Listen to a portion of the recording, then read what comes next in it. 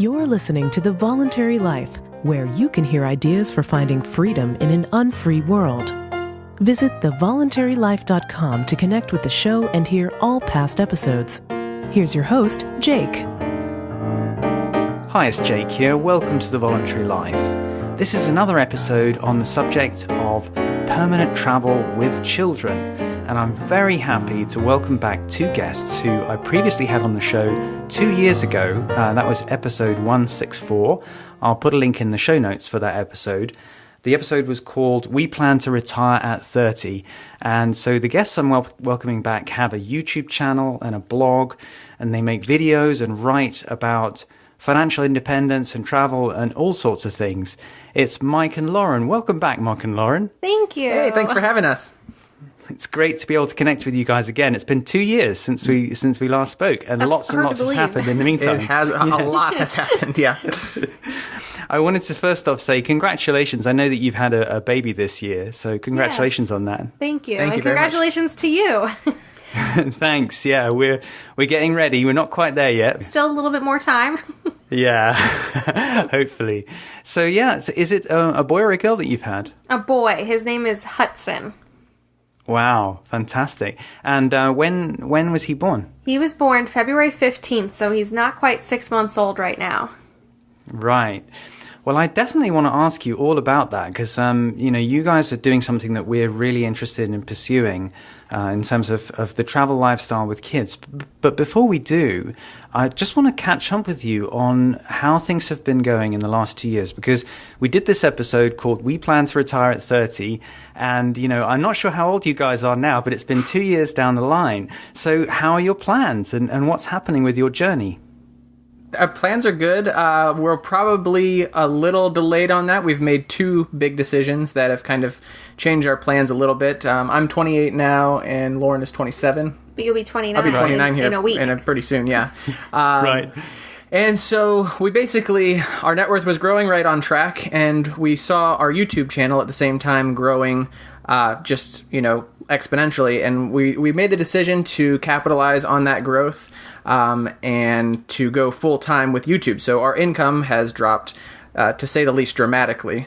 So we're hoping that over, the next few years will pay off because, running our own business, and there's no upside potential to making videos on YouTube if you, can make the right sponsorships happen and things like that, that we can get back on track. But our net worth grew. We were right about 3/4 of the way to our goal, a little less than 3/4 of the way to our goal. And then we spent $40,000 now on an RV. We bought a bunch of new camera gear. We've dropped our income dramatically. We had a baby. And we had a baby in Costa Rica. So we paid cash out of pocket for that. So that was about a $8,000 hit to our net worth as well. Not that we're counting at all, but so we are not quite on track for 30 at this point. But our plans have changed. Our plans have changed. Right. So absolutely. So we're kind of designing our lifestyle around the freedom that we wanted with financial independence at 30 to basically achieve the same result. Yeah, and I mean, that's really interesting because it seems that what you've done in many ways is switch from the kind of extreme saving approach, which tends to be done by people who stay in full-time employment and just use the savings from a job. And you've now switched to a more entrepreneurial approach, exactly, which is going to mean that you'll take a hit in the short run, but it has a much bigger potential upside if you're able to, to make it really work. Right. Exactly. Cool. That's great. So I'm really interested to hear about many of the things that you just mentioned there, especially about your baby, because I know that you guys have been moving towards this life of travel. But the first thing I want to ask you about is your decision to have the baby in Costa Rica, because that's something that, we had originally planned to have our baby in Panama, and we actually had to come back to the UK because of the dangers of the Zika virus. Yep. But I know that you managed to have your baby in Costa Rica, so I'm curious to ask what that experience was like, and is it something that you were happy with?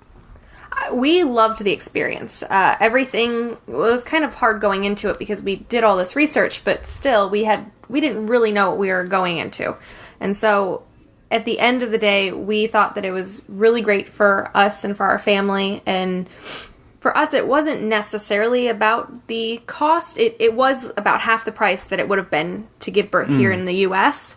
But for Hudson, we really wanted to give him dual citizenship, and then it also got us permanent residency to have the baby there. So there were a lot of pros for us to go down there, and we thought it was wonderful.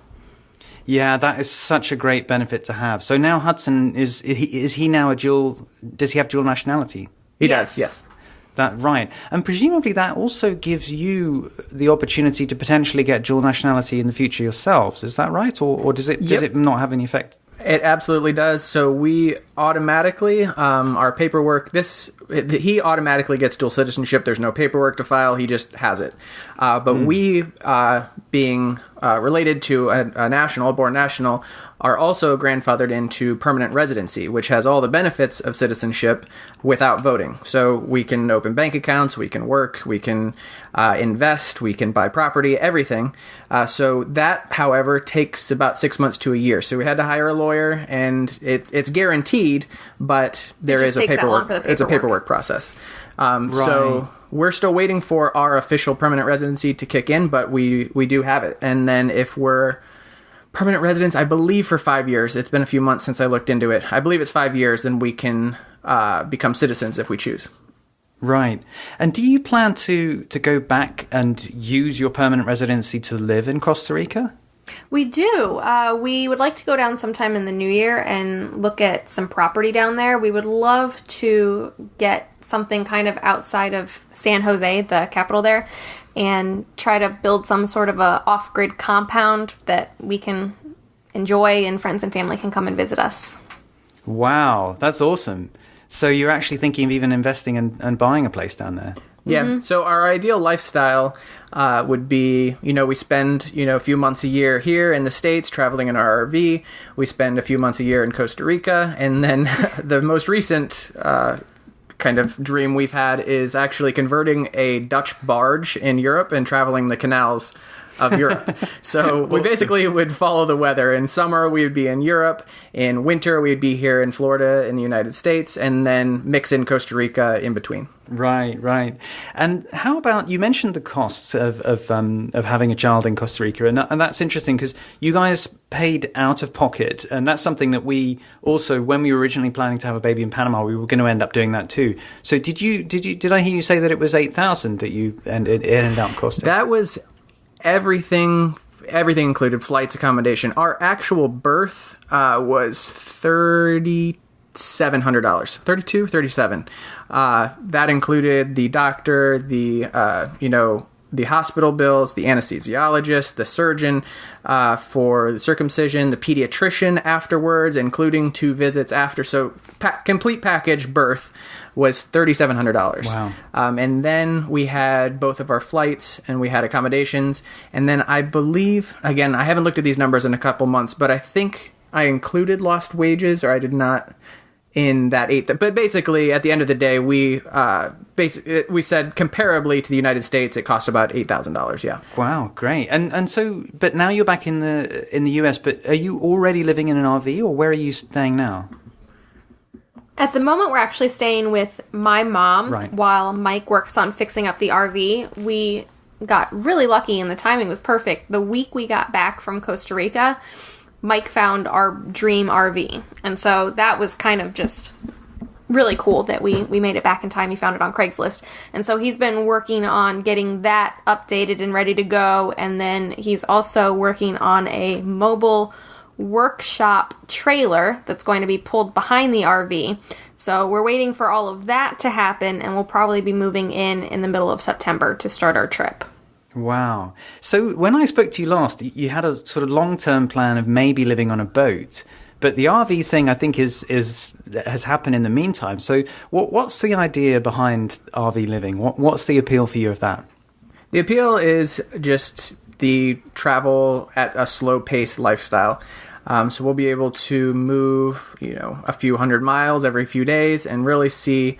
We've done a lot of traveling abroad and we haven't really seen much of our own country. So that's a great way to do that. And then the second part of that is to really maximize our potential here on YouTube.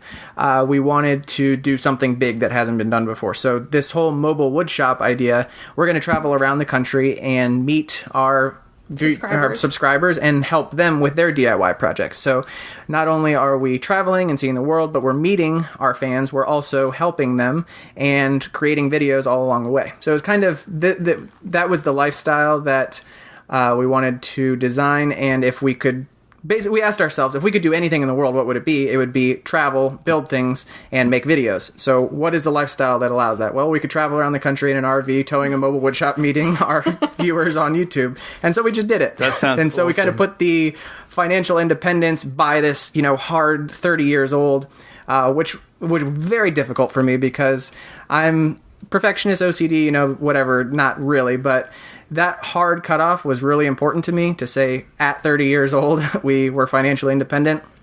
But ultimately we decided for our family, if we want to, I would much rather spend this precious time with our son in his young age, full time, all the time with him, rather than be working a full-time job. And trying to get to this number. Right, exactly. So at 4 years old, then we can start spending time with our son. It just didn't make sense for us. No. I can completely understand that. And I think, the key thing is you have achieved job freedom. And that Exactly. Actually, Right. You're living the life that you want to live. The financial independence part is nice, but it's the key is to be able to live the life that you want and do the things that you want to do. And you're doing that in a more entrepreneurial way as opposed to the extreme saver way. So it makes total sense to me. Mm-hmm. Exactly.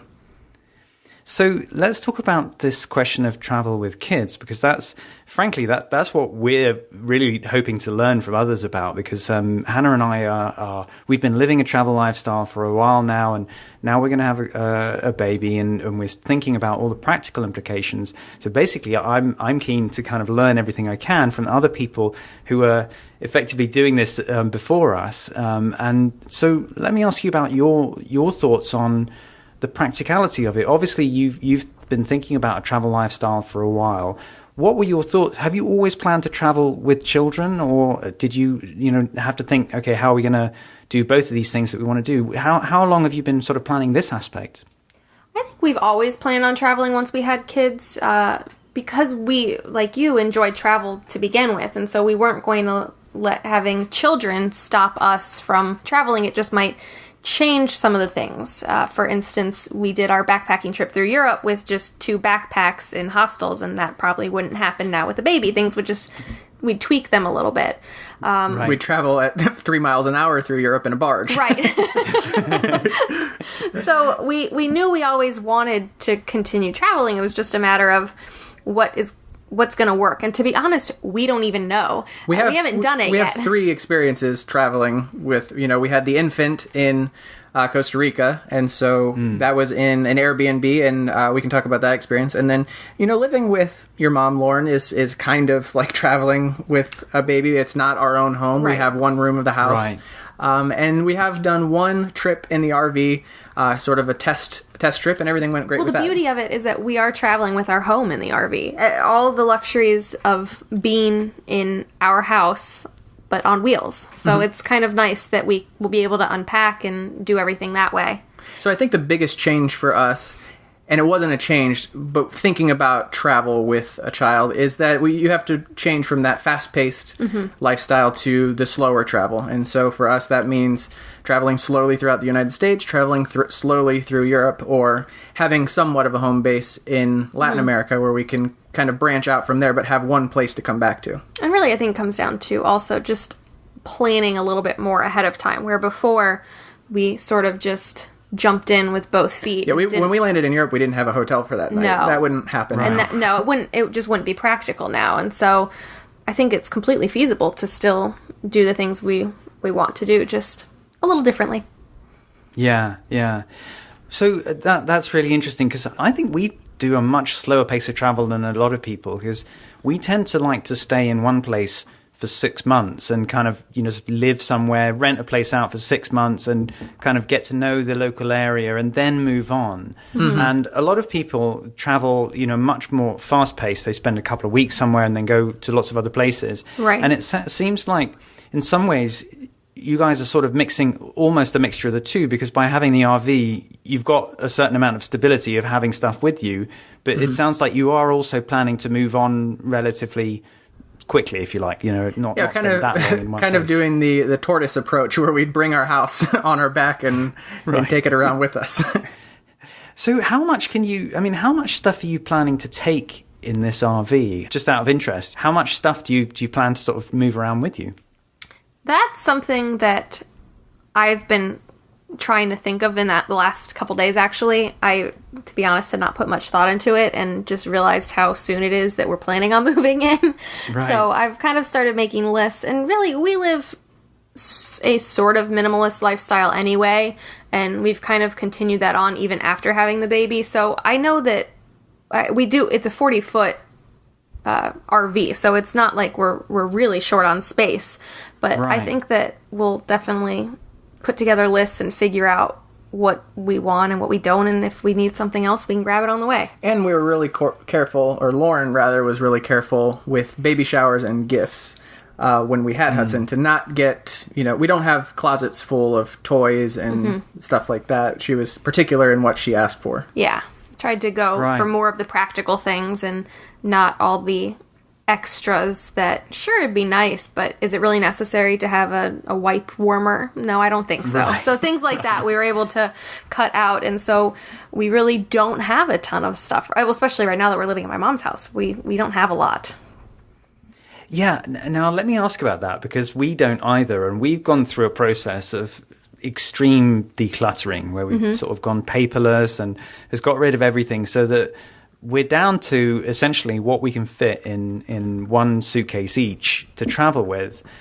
Are you guys living that kind of lifestyle, or do you have a home base somewhere with, lots of books and those kind of less movable things?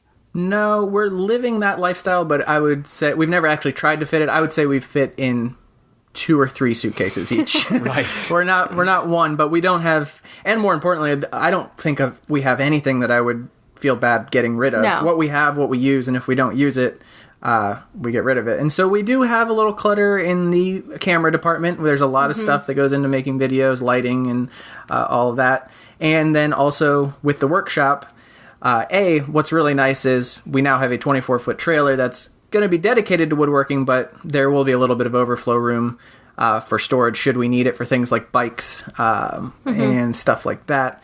But no, we don't have a home base. We don't have a storage unit. No. We have a shelf in Lauren's mom's we have garage. a few boxes of kitchen things in my mom's house right now, but And it's like, kitchen things. We don't care about it. If we needed to Right. toss that box, we could toss the box Right. if she needed the space. Right. And so the trailer's going to have woodworking equipment that you're then going to go and do projects with your listeners with. Is that Yep. right? Exactly. Yep. Because I've seen a couple of your videos, and you make your own things, and so is the idea to teach other people how to do that too, or what's the plan? Well, honestly, how it started was I love making things, and I really like making things that have never been seen, but it all goes back to that minimalism. I don't want to accumulate these we things. ended up with all these random things around our house, and So figure out how to the stop idea that started, happening. hey, we could do these videos with our viewers, and 3 things happen. 1, they pay for the materials. 2, we get to enjoy that building and problem-solving process. And then 3, we're not left with the thing that we made afterwards. We'll have these things that we made all over the United States. And I think that's really cool and was a cool way of, doing our passions, but not accumulating stuff along the way by doing it. That's really nice. And also, presumably, your listeners are going to have somewhere that you can park up the RV while you're staying there and working on things. yeah. Yes, yeah. That's a great idea. So, coming back to the question of kids, one of the things that I know we're thinking about, and other people who plan to travel with kids think about, is education. And it seems to me that, there's really 2 kinds of approaches that, well, at least that we're thinking about and that I've heard about. There's either one approach is basically to say, okay, well, we've got maybe 5 years to travel now, so we'll just make the most of traveling now, and then we'll plan to settle down and basically find a good place with schools and so forth. Or there's the other approach, which is that to say, well, we're going to do some kind of home education, road schooling type approach, and we're going to go that route. What are your thoughts about these options, and do you guys have any idea about what you're going to do? I have always said that I was not interested in homeschooling our kids, but the more that we talk about how we want to travel and we come up with these plans, the more I realize that could be the direction that we go. But it's just so hard to say right now, because we do have those 5 years to kind of come up with more of a game plan. If we want to come back here, we do have a really nice school here that is where we live in Sarasota, Florida, that we would love to put Hudson into. But I think it depends on where we are at that point, and if there are other kids along the way, and just how if we think it'd be more important for them to continue traveling with us and they can get education even just from travel and being around us all the time, or if we want to go the route of more traditional school. We've talked about it and we haven't come up with anything. It will really depend on the social interaction that he is given on the road. If there's a community around in the RV community of kids, then that might change our plans. If there's a community in the Barge community in Europe, who knows? Or in Costa Rica. Or in Costa Rica. It's just, I think, this is a hunch I have, and I don't know if I've even said this to Lauren. I think we'll probably homeschool in his early years, but we would like to give him the public school experience. Maybe, middle school or high school. High school is kind of hard to jump right into. Yeah. I don't know. It'll kind of depend, but I think it'll be a mix of homeschooling and traditional school. Yeah. I mean, it's also, there is still time, and so we're still thinking about these things too. I'm just curious. It's really interesting to hear that you guys are also evaluating different options, and I think it's hard to come up with a definite plan before you can really experience what it's like. I'm sure he's going to get a huge amount of education from the projects that you're doing on the road. Yeah. Building stuff with people and so forth. I mean, for all we know, we could end up having him go to school in Costa Rica. Our plans could just be something completely off the board right now that we would never have expected. It's very similar to you in the Zika virus. You're going to do what's best for your child, and so if he's developing, healthy in a healthy way with the lifestyle that we have now, maybe we'll maintain it. But if we need to make a change, our plans don't trump his well-being. Right. Yeah. By the way, just out of interest, did you guys get affected by the whole Zika issue? Because I know that you actually had the pregnancy in the US and then traveled down there. Yes.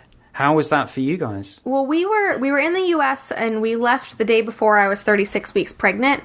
And when we left for Costa Rica, there was no warning in the country of Costa Rica. And within the first week of us being there is when the CDC added Costa Rica to the list. And so we were very aware of it, and we talked to our doctor that we saw down there.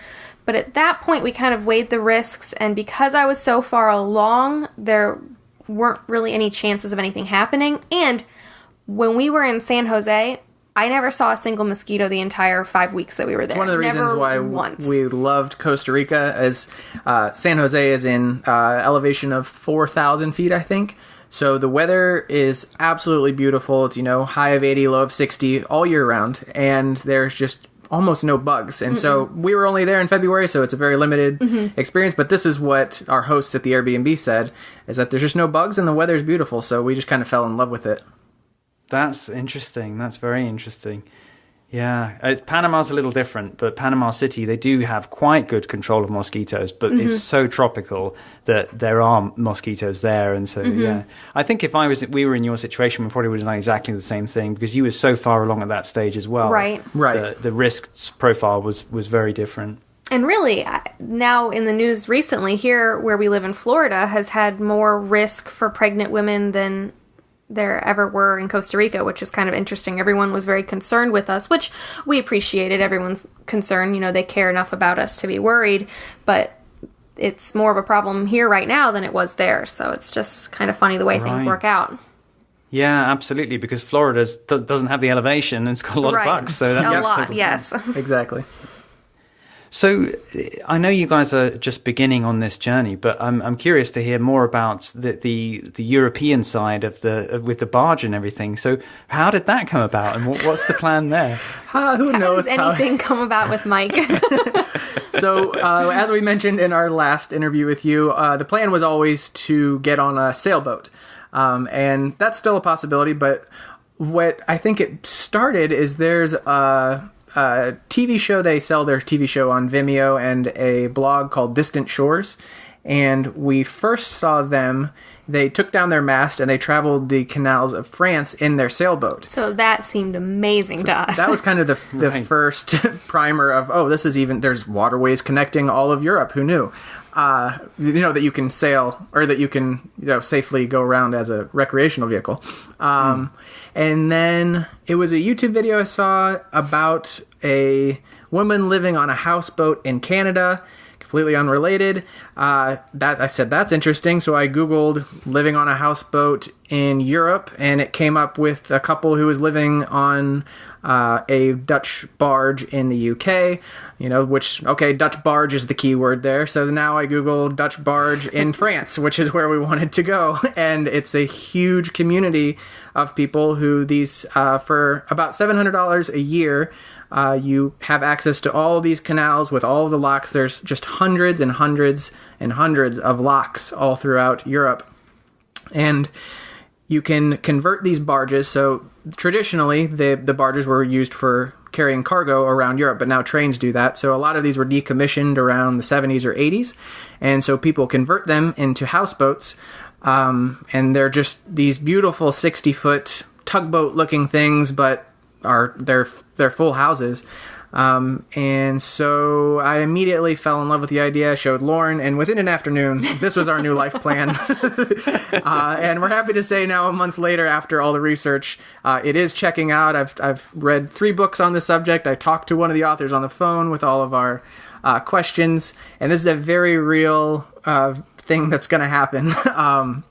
So basically how it works, you buy either a pre-converted one or one that hasn't been converted yet, and you can only travel in the winter months because the canals are not moving water because they're locked. They have locks every so many kilometers, so they freeze during winter. So you store the boat in winter on a winter mooring, and then you can you very slowly, about 3 miles an hour, move about Europe, and the biggest thing for me, I was looking for the gotcha. Where's the, you have to be a resident to buy a boat or insure a boat or moor a boat, or where is this expensive? They're super expensive to maintain or something. And I just couldn't find it. And I'm comfortable now saying I've done enough research to verify that this, for about $4,000 to $5,000 a year, once you have the boat, that would pay for all your diesel, your winter mooring, and all of your licensing and the access to the locks and canals. So you're talking a few $100s a month, and we'd have a moving house in Europe. And then where it got interesting is you can charter it privately, and there's lots of people doing it, and they charge about $6,000 a week to do these. It's a charter, and you just, see Paris, or you go throughout the countryside of France for a week. And so we thought, well, we do 1 or 2 charters a year. Pay for the whole thing. For the entire year of this barge in Europe, and we can go whenever we want in the summers. And it's all checking out, which I'm still waiting for that gotcha, like I said. But so far, that's the plan. Buy a barge, convert it into our own dream house, and then charter it 1 or 2 weeks a year to pay for all the expenses. Right, and I can imagine that part of the appeal of this is also, given that you really like doing projects, you'll be getting one of the unconverted ones and then actually doing the work yourself? Absolutely. Exactly. Yep. Yeah, that makes total sense. It's basically just a very large version of one of your projects. Exactly. Right. Yep. Right. Awesome. So what do you think about, in terms of your thoughts about traveling with kids, what do you think about the responses that you've had from other people?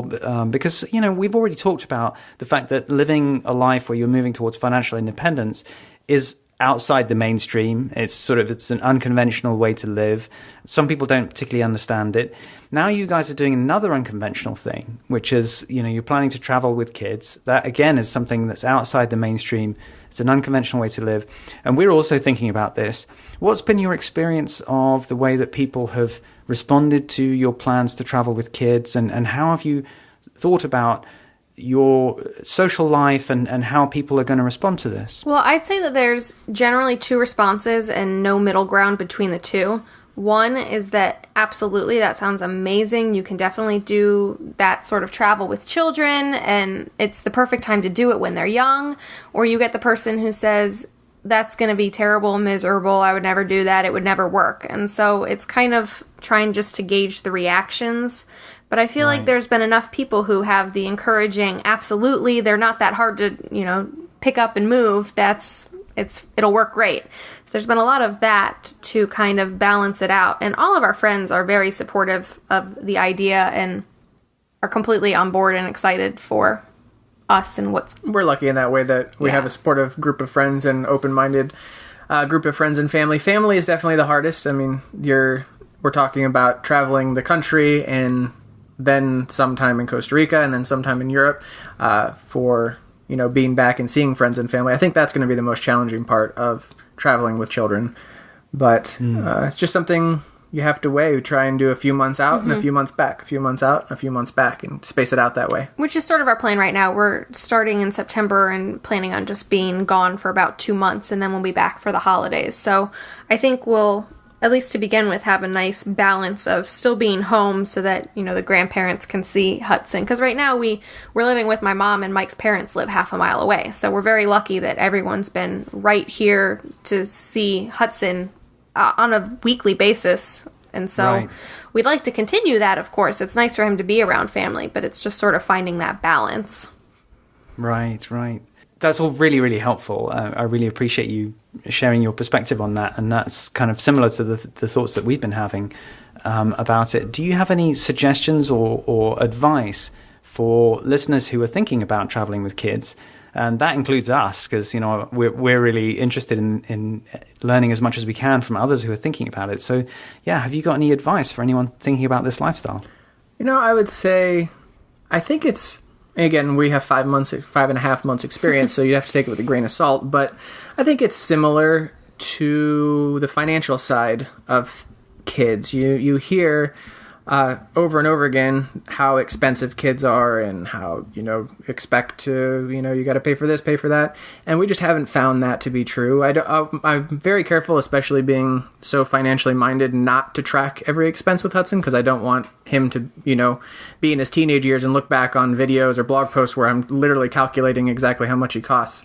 But it has not been what we were told it would be. We're talking $50 to $100 a month or so, say, has been our experience in increased costs with him. But we're very conscious and careful of our spending and not buying anything that isn't necessary. So that's the financial side. When we're getting the same advice about travel, that, you can't do it, or you can, but from the people who say that you can't, I have a feeling those are the same people who say kids cost an arm and a leg, good luck. Fortune. Yeah, exactly. So I think I would just question the source and if they're a like-minded person to you. And the second thing is, I think what we're doing right is we're doing it early. I'm sure people disagree with this, but he was on his first flight at 3 weeks old. And so if all he knows is travel, he's very comfortable. He loves being in the car. He slept our whole RV trip because he's comfortable in his car seat and likes to be on the road. So if that's all that he knows, then we're going to have, hopefully, a very easygoing, easy to travel with baby.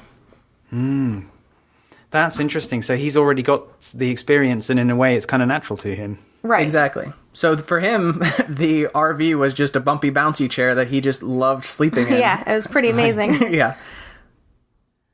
Oh, that's awesome, guys. I'm really excited for you and for your adventures to come. It sounds like it's going to be great fun. And I look forward to hearing more about it. And for people who do want to find out more about what you're doing, where's the best place to follow what you're up to? Easiest place is just mikeandlauren.com.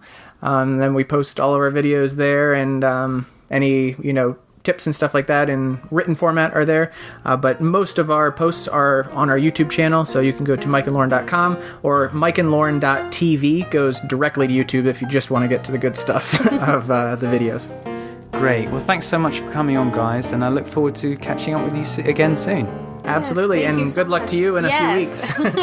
Thank you. Thank you for listening to The Voluntary Life. If you have feedback about the show, please email jake@thevoluntarylife.com. If you enjoyed this program, please share the podcast with your friends or click the donate button on thevoluntarylife.com.